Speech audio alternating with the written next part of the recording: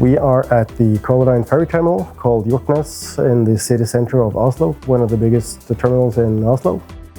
My name is Brage Galtstad, Executive Vice President for IT in Color Line. My name is Bjarte Carlsen, Business Development and Project Sales. Working in dormakaba for more than 20 years, especially on physical security and door automation. Ferry business is very important for Oslo. 25% of the tourists arriving to the city arrives by sea.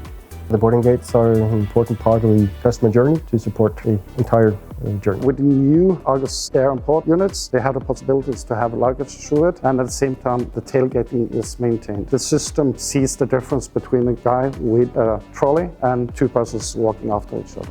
During peak season, general day, we have 2,600 passengers leaving the ship within an hour. You have the speed that you want. New requirements will be set up quite fast. We need the flexibility to adapt and support whatever requirement is necessary. We have a modular system. It's built in aluminum, so it's easier to actually change aluminum plates and put in extra readers, printers. You can put on biometrics systems. Working with dormakaba access solutions, we have well-working products, reliability and innovation.